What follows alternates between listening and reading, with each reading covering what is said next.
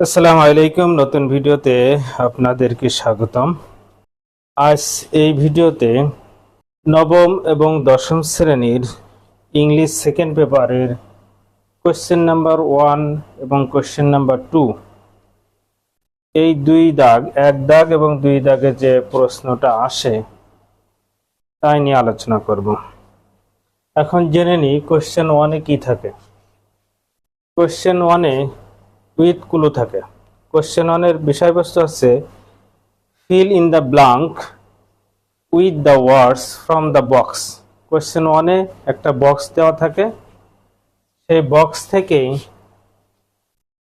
সঠিক যে অ্যান্সারটা সেই অ্যান্সারটা লিখতে হয় এবং এখানে অপশনগুলো দেওয়া থাকে বলেই এটাকে বলা হচ্ছে উইথ ক্লু। এবং কোশ্চেন নাম্বার 2-তে উইদাউট ক্লু। কোশ্চেন নাম্বার 1 এবং কোশ্চেন নাম্বার 2 এর জন্য গ্রামাটিক্যাল রুলস একই, কিন্তু পার্থক্য হচ্ছে কোশ্চেন 1-এ একটা বক্স থাকবে, এখানে যেমন রয়েছে বক্স, এই আকারে বক্স থাকবে। আর কোশ্চেন নাম্বার 2-তে কোনো বক্স থাকে না, কোনো ক্লু থাকে না। এই জন্য এটাকে বলা হচ্ছে উইদাউট ক্লুস।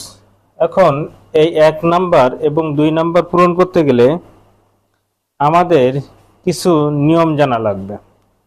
এই জন্য আমাদের আজকের আলোচ্য বিষয় some rules to fill in gaps. যে গ্যাপসটা থাকবে সেই গ্যাপসটা পূরণ করার কিছু রুলস আমরা শিখব। এখন কোশ্চেন 1-এ 1 থেকে এ বি সি এইভাবে অপশন থাকে, এইভাবে থাকতে থাকতে যে পর্যন্ত 10টা অপশন থাকে। 10টা অপশনে 0.5 নাম্বার থাকলে 0.5 গুণ 10 সমান সমান 5। এবং কোশ্চেন নাম্বার 2-তেও এভাবে এ বি সি অপশন দেওয়া থাকে, এসে যে পর্যন্ত এখানেও একই নাম্বার 5 নাম্বার বরাদ্দ থাকে। এখন এই কোশ্চেন 1 এবং কোশ্চেন 2 এর অ্যান্সার পাতে গেলে আমাদের কোন গ্রামারটুকু জানা বেশি জরুরি। এখানে বলে রাখা ভালো যে কোশ্চেন 1 এবং কোশ্চেন 2-তে সকল ধরনের গ্রামাটিক্যাল রুলসের জ্ঞান প্রয়োজন হয় একসাথে সবকিছুর জ্ঞান আমাদের জানা লাগবে। তার ভিতরে যে রুলসগুলো আমাদের বেশি জানা জরুরি সেটা হচ্ছে সাবজেক্ট ভার্ব এগ্রিমেন্ট। এই সাবজেক্ট ভার্ব এগ্রিমেন্টটা আসলে কি? সাবজেক্ট ভার্ব এগ্রিমেন্ট অর্থ হচ্ছে সাবজেক্ট অনুযায়ী ভার্ব হবে, সাবজেক্ট অনুযায়ী ভার্ব হবে। অর্থাৎ আমরা যেমন জানি যে প্রেজেন্ট ইনডিফিনিট টেন্সে সাবজেক্ট যদি থার্ড পারসন সিঙ্গুলার থাকে তাহলে ভার্বের সাথে কি হয়? ভার্বের সাথে এস বাই এস হয়। এবং থার্ড পারসন প্লুরাল যদি না হয় তাহলে ভার্বের সাথে এস বাই এস হবে না। আবার সাবজেক্ট যদি আই থাকে, ফার্স্ট পারসন থাকে আই, অথবা উই থাকে, আই থাকলে প্রেজেন্ট কন্টিনিউয়াস টেন্সে অক্সিলারি ভার্ব কি আসবে? এম আসবে। উই থাকলে আর আসবে। এই যে নিয়মটা, সাবজেক্ট চেঞ্জ হচ্ছে, অক্সিলারি ভার্বও চেঞ্জ হচ্ছে, সাবজেক্ট চেঞ্জ হচ্ছে, ভার্বের রূপও চেঞ্জ হচ্ছে। এটা হচ্ছে সাবজেক্ট ভার্ব এগ্রিমেন্ট। এটাকে আমরা রাইট ফর্ম অফ ভার্ব বলতে পারি। দ্বিতীয় নম্বরে আমাদেরকে কি জানতে হবে? টেন্স জানতে হবে। সাবজেক্ট ভার্ব এগ্রিমেন্ট এবং টেন্স একই রকম। টেন্স কি? টেন্সের যে প্রকারভেদগুলো আছে আমাদের জানতে হবে। টেন্স প্রধানত কত প্রকার? প্রধানত 3 প্রকার: present tense, past tense, future tense. এই প্রত্যেক প্রকার টেন্স আবার কয় প্রকার? 4 প্রকার: indefinite, continuous, perfect, perfect continuous tense. এইগুলো আমাদেরকে বিস্তারিত জানতে হবে। কোন টেন্সে কোন অক্সিলারি ভার্ব থাকে, প্রেজেন্ট ইনডিফিনিট টেন্সে কোন অক্সিলারি ভার্ব থাকে। প্রেজেন্ট ইনডিফিনিট টেন্সে মূলত কোনো অক্সিলারি ভার্ব থাকে না। তাহলে এখানে বলেই রাখি যে 2 ধরনের টেন্সে কোনো অক্সিলারি ভার্ব নাই। এক, present indefinite tense, past indefinite tense. এই দুই প্রকার টেন্সে কোনো অক্সিলারি ভার্ব নেই, আর বাদ বাকি সবগুলোতে কি আছে? অক্সিলারি ভার্বগুলো আছে। তাহলে এই টেন্সের আমাদের কি জানতে হবে?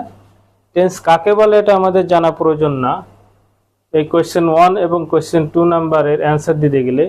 তবে আমাদের কি জানতে হবে যে কোন টেন্সে কোন ধরনের অক্সিলারি ভার্ব আসে এবং কোন টেন্স কোন অক্সিলারি ভার্ব থাকলে তারপরে ভার্বের কি রূপ হবে।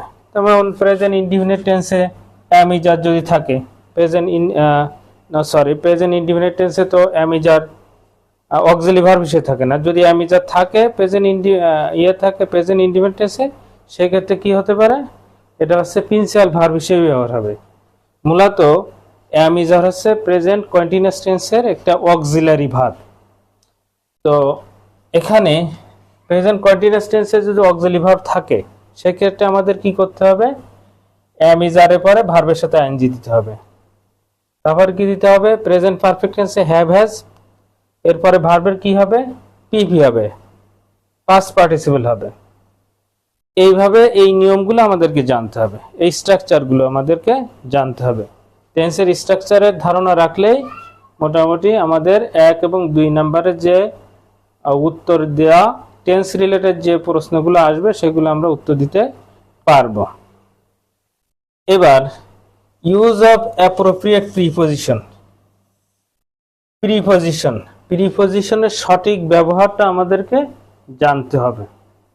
প্রিপজিশনের অপশনে থাকবে, এক দাগে অপশন রয়েছে, অপশনে থাকবে, যেমন এখানে আমরা দেখতে পাচ্ছি প্রিপজিশনে অ্যাবাউট রয়েছে, বাই রয়েছে, এখানে বাই রয়েছে, ফ্রম রয়েছে। এর সঠিক কোন জায়গায় কোন প্রিপজিশনটা বসবে সেটা আমাদেরকে জানতে হবে। তারপরে আর্টিকেল সম্পর্কে আমাদের জ্ঞান থাকা লাগবে। আর্টিকেল আছে দুই ধরনের, ইনডিফিনাইট আর্টিকেল এবং ডেফিনাইট আর্টিকেল। ইনডেফিনাইট আর্টিকেলের ভিতরে কি পড়ে? এ বা অ্যান। ডেফিনাইট আর্টিকেলের ভিতরে দা। এখন কখন এ বা অ্যান বসে এটা আমাদেরকে জানতে হবে। সাধারণত আমরা জানি যে ভাওয়েল সাউন্ডের পূর্বে অ্যান বসে, কনসোনেন্ট সাউন্ডের পূর্বে এ বসে।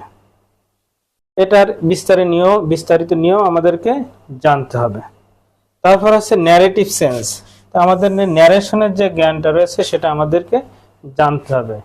ডিরেক্ট ন্যারেশন এবং ইনডিরেক্ট ন্যারেশনের বা ডিরেক্ট স্পিচ এবং ইনডিরেক্ট স্পিচের যে ধারণাটা রয়েছে সেই ধারণাটা আমাদেরকে জানতে হবে। তারপরে রয়েছে 6 নম্বরে ভয়েস সেন্স। ভয়েস সেন্সও আমাদেরকে জানতে হবে।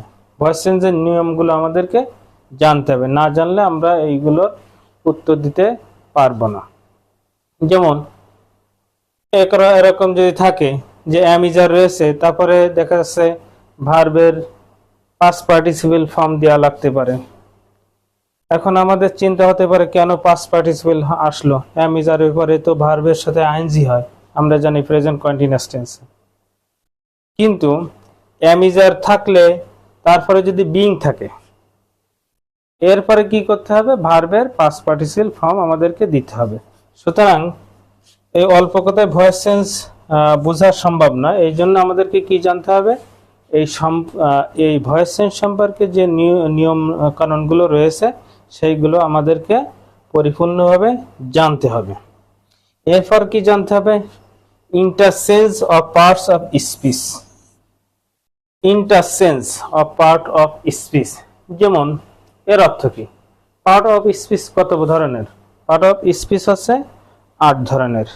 Noun, pronoun, adjective, verb, adverb, preposition, conjunction, interjection, এই 8 ধরনের। এখন ইন্টারচেঞ্জ বলতে কি বোঝাচ্ছে? Interchange of part of speech এর অর্থ কি?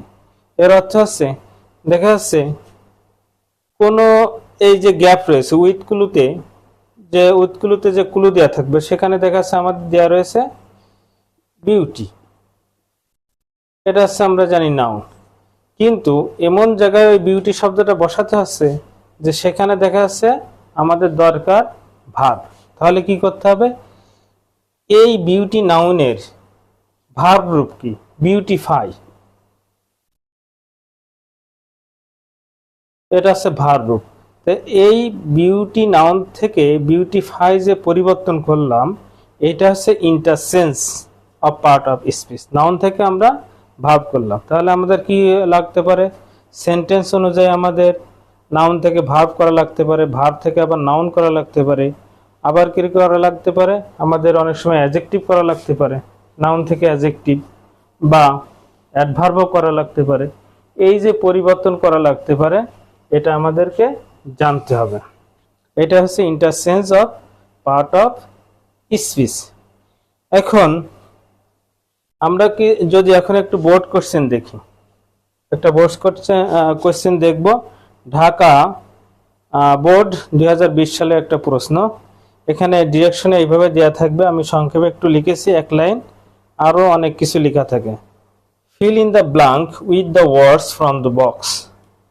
নিচে যে বক্স রয়েছে সেই বক্স থেকে শব্দ নিয়ে শূন্য স্থান পূরণ করো। এইভাবে থাকবে অপশনগুলোতে, এইভাবে প্যাসেজ আকারে থাকবে। যে যেমন রয়েছে 2020 সালে এসেছে ঢাকা বোর্ডে, an ideal teacher is dash. এখানে এতে কি বসবে সেটা আমাদেরকে বসাতে হবে। কম্পেয়ার্ড ড্যাশ, এই বিতে কি হবে সেটা আমাদেরকে বসাতে হবে। Architect, he is called dash, এই সি নাম্বারে যেটা হবে সেটা বসাতে হবে। Architect of a nation. তাহলে আমরা উত্তর লেখার সময় কিভাবে লিখব? এখান থেকে আমরা যেটা যেটা হয় সেটা সিলেক্ট করে তার পার্ট অফ স্পিচ, যদি পার্ট অফ স্পিচ চেঞ্জ করা লাগে সেটা চেঞ্জ করব, যদি গ্রামারের কোনো চেঞ্জ করা লাগে চেঞ্জ করব। চেঞ্জ করার পরে শুধুমাত্র উত্তর লেখার সময় আমরা কি লিখব? অ্যান্সার কোয়েশ্চেন নাম্বার 1, এতে কি হবে, বিতে কি হবে, সিতে কি হবে, শুধু এই অপশনগুলো আমরা লিখে যাব। তাহলে এখানে যে প্রশ্নটা রয়েছে অ্যান আইডিয়াল টিচার ইজ, এখানে কি হবে? অ্যান আইডিয়াল টিচার ইজ, এখানে যে ইয়ে রয়েছে, এখানে আইডিয়াল টিচার এটা হচ্ছে সাবজেক্ট, আর এটা হচ্ছে ভার্ব। এটা অক্সিলারি ভার্ব হতে পারে বা প্রিন্সিপাল ভার্ব হতে পারে। ইজ ড্যাশ কম্পেয়ার্ড, এখানে কম্পেয়ার্ড রয়েছে, তাহলে ভার্ব রয়েছে। ভার্বের পরে আসলে কি হওয়ার কথা ছিল? ভার্বের পর সাথে আইএনজি হওয়ার কথা ছিল, কিন্তু আসলে রয়েছে কি? ভার্বের পিপি রয়েছে। তার মানে এখানে কি বসানো, কি করা হয়েছে? এখানে ভয়েস চেঞ্জের যে জ্ঞানটা সেটা এখানে আমাদের লাগতেছে। ভয়েস চেঞ্জের জ্ঞান খেয়াল করি আমরা, এখানে ভয়েস চেঞ্জের জ্ঞান লিখতেছে। এখানে ইজ রয়েছে, ইজ থেকে এখানে কম্পেয়ার্ড হয়েছে, ভার্বের সাথে আইএনজি হয়নি। এটা কেন হয়নি? কারণ আমরা জানি প্রেজেন্ট ইনডিফিনিট হলে তাকে ভয়েস চেঞ্জ করতে গেলে অ্যামিজার আনতে হয়। এই জন্য এটা আসলে ভয়েস চেঞ্জের অ্যামিজার, এটা টেন্সের অ্যামিজার না, এই জন্য ভার্বের সাথে আইএনজি হয়নি। তাহলে এটা এখানে আমাদের ভার্ব রয়েছে, অক্সিলারি ভার্ব রয়েছে, এটা হচ্ছে প্রিন্সিপাল ভার্ব। তাহলে এখানে এই যে জায়গাটা, এখানে কি বসতে পারে? এখানে আমাদের অফেন বসবে। কেন বসবে? অফেনটা কি? অফেনটা হচ্ছে অ্যাডভার্ব। আমাদের একটা জিনিস জানতে হবে, সেটা কি? সাবজেক্টের যে স্ট্রাকচার রয়েছে, সেন্টেন্সের যে স্ট্রাকচার রয়েছে, সেই স্ট্রাকচারটা আমাদেরকে খুব সুন্দরভাবে জানতে হবে। যেমন আমাদের অ্যাসার্টিভ সেন্টেন্সের যে স্ট্রাকচার রয়েছে, অ্যাসার্টিভ সংক্ষেপে লিখি, অ্যাসার্টিভ সেন্টেন্সে কি বসে? শুরুতে সাবজেক্ট বসে, তারপরে অক্সিলারি ভার্ব থাকতেও পারে নাও পারে, এই জন্য ব্র্যাকেট দিচ্ছি। তারপরে প্রিন্সিপাল ভার্ব অবশ্যই থাকবে। তারপরে কি আসে? নাউন আসতে পারে, প্রোনাউন আসতে পারে, অ্যাডজেক্টিভ আসতে পারে, অথবা অ্যাডভার্ব আসতে পারে, অথবা অ্যাডজেক্টিভ প্লাস নাউন আসতে পারে, অথবা নাউন প্রোনাউনের সাথে অ্যাডভার্ব হতে পারে। এই যে এখন অ্যাডভার্ব এমন একটা জিনিস যে বাক্যে যে কোনো জায়গায় আসতে পারে, এটা আমাদের খেয়াল রাখতে হবে। অ্যাডভার্ব বাক্যে যে কোনো সময় আসতে পারে, যে কোনো স্থানে আসতে পারে। অ্যাডভার্ব এই বাক্যের সাবজেক্টের শুরুতেই এখানে আসতে পারে। অ্যাডভার্ব অক্সিলারি ভার্বের এখানে আসতে পারে, পরে এখানে আসতে পারে, আর এখানে তো আমরা দেখতে পাচ্ছি যে আসতে পারে। তাহলে অ্যাডভার্ব যে কোনো জায়গায় আসতে পারে সেন্টেন্সের অর্থ অনুযায়ী। সেই হিসেবে এখানে an ideal teacher is often, এই অ্যাডভার্বটা এখানে বসবে, an ideal teacher is often compared dash, এবং এখানে যে compared with রয়েছে, compared with রয়েছে, এই compared with এখানে আমি এই compared with-টা লিখতে ভুল হয়েছিল, থেকে গেছিল। এই compared with এখন বি নাম্বার কি হবে? compared with এখানে আর্কিটেক্ট রয়েছে। এখানে এটা হচ্ছে নাউন, নাউনের পূর্বে কি বসতে পারে? নাউনের পূর্বে আর্টিকেল বসতে পারে। যাদের আর্টিকেলের জ্ঞান আছে তারা বুঝবে বিষয়টা। এখন আর্টিকেল এখানে আমাদের কি রয়েছে? অ্যান রয়েছে এবং দা রয়েছে। তাহলে অনির্দিষ্টবাচক বোঝানোর জন্য আর্টিকেল অ্যান বসে, তাহলে এখানে অ্যান বসেছে। এখানে অ্যান আমরা যদি কোনো বিষয় প্রথমবারই পাই তাহলে সেটা অনির্দিষ্টবাচক হয়, দ্বিতীয়বার উল্লেখ করলে সেটা হচ্ছে নির্দিষ্টবাচক হয়ে যায়, ডিফিনাইট আর্টিকেল হয়ে যায়। তো প্রথমবার যে কোনো বিষয় কোনো নাউন যদি আমরা পাই সেক্ষেত্রে আমরা এ বাই অ্যান দেওয়া যায় কিনা আমরা দেখব। তাহলে এখানে আমরা দিচ্ছি an ideal teacher is often compared with an architect। যেহেতু অ্যান কেন দিচ্ছি? এখানে আছে ভাওয়েল সাউন্ড দিয়ে শুরু হয়েছে, এ ই আই ও ইউ দিয়ে শুরু হয়েছে। তাহলে এখানে কি হবে? He is called. এখানে আর্কিটেক্টটা দ্বিতীয়বার বলা হচ্ছে, তাহলে যেহেতু প্রথম একবার বলা হয়েছে দ্বিতীয়বারই যখন বলতেছি তখন কি হয়ে যাচ্ছে? ডেফিনাইট আর্টিকেল হয়ে যাচ্ছে। তাহলে এখানে অপশনে রয়েছে দা রয়েছে, তাহলে এখানে কি দেব? দা। তাহলে পুরো কোশ্চেনটা এখানে আমি লিখি নাই, পরবর্তীতে আমি ডিটেলস আলোচনা করব, এই জন্য এখানে জাস্ট দেখানোর জন্য অল্প একটু লিখেছি। An ideal teacher is often, A নাম্বারে কি হয়েছে? অফেন। বি নাম্বারে কি হবে? অ্যান। সি নাম্বারে কি হবে? দা। এইভাবে আমরা এই প্রশ্নের উত্তরগুলো দিব। এবার দাখিল এক্সাম 2020 সালের কোশ্চেন যদি দেখি, এখানে ইনস্ট্রাকশন রয়েছে feel in the blank with the words from the box. এখানে অপশন রয়েছে 1 2 3 4 5 5 5 10টা অপশন আছে, ক্লু রয়েছে, এখানেও 10টা ছিল। তাহলে এখানে কি হয় আমরা দেখি, ইট ইজ ড্যাশ রেসপন্সিবিলিটি, এটা হচ্ছে নাউন। নাউনের আগে কি বসতে পারে? আগে যেমন দেখলাম নাউনের আগে কি বসতে পারে? আর্টিকেল এ বা অ্যান বসতে পারে। তাহলে রেসপন্সিবিলিটি এটা কনসোনান্ট সাউন্ড, তাহলে কি হতে পারে? এখানে এ হতে পারে।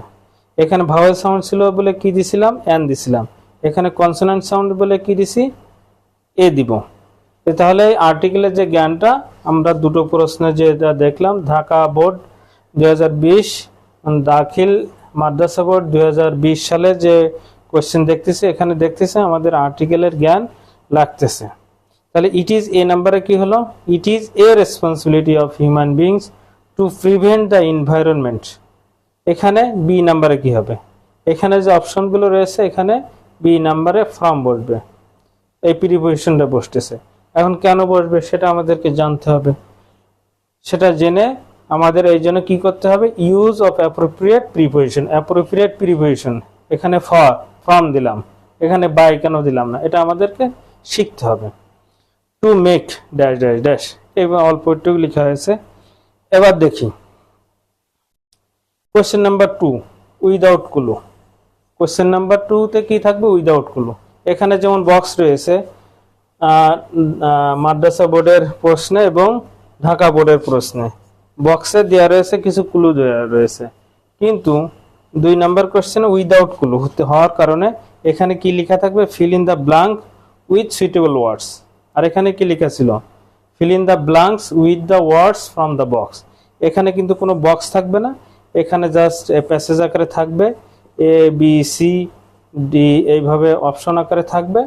এখানে আমাদের নিজের জ্ঞান থেকে লিখে, নিজের জ্ঞান থেকে আমাদের শব্দগুলো আনতে হবে, এবং সেখানে অবশ্যই আমাদের এখানে যে নিয়মগুলো রয়েছে, এখানে যে 1 2 3 4 5 6 7টা গ্রামাটিক্যাল বিষয় দেখলাম, সেই গ্রামাটিক্যাল বিষয়গুলো আমাদেরকে মাথায় রেখে এই বিষয়গুলো আমাদের সমাধান করতে হবে। এ হচ্ছে মোটামুটি আজকের ভিডিওতে নবম এবং দশম শ্রেণীর যারা স্টুডেন্ট রয়েছে তাদের জন্য আলোচনা, এবং 2026 সালে যারা পরীক্ষার্থী রয়েছে তাদের কিন্তু এই উইথ কুলু এবং উইদাউট কুলু এই টপিক্সটা তাদের শর্ট সিলেবাস যেটা রয়েছে সেখানে উইথগুলো এবং উইদাউটগুলো এটা অন্তর্ভুক্ত রয়েছে, সুতরাং তাদেরও কাজে লাগবে। 2026 সালে পরীক্ষার্থী যারা রয়েছে তাদেরও কাজে লাগবে, 2027 সালে পরীক্ষার্থী যারা রয়েছে তাদেরও কাজে লাগবে। এখানে কারোর যদি কোনো প্রশ্ন থাকে তোমরা বলতে পারো,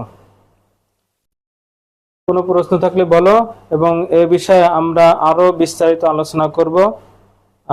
প্রশ্ন ধরে ধরে বিভিন্ন বোর্ডের যে প্রশ্নগুলো আছে সেই প্রশ্নগুলো আমরা আলোচনা করব, এখানে বিস্তারিতভাবে আলোচনা করা হবে। তো এখন আপাতত আমাদের কি করতে হবে, এই নিয়মগুলো আমাদের শিখতে হবে। তো আমরা কি করব, আমরা কিছু নিয়ম আলোচনা করব। এই কোশ্চেন নাম্বার 1 এবং কোশ্চেন নাম্বার 2 পূরণ করার জন্য কিছু নিয়ম রয়েছে, সেই নিয়মগুলো আমরা সংক্ষেপে জানার চেষ্টা করব। তো ঠিক আছে, ধন্যবাদ সবাইকে। আসসালামু আলাইকুম রহমতুল্লাহ।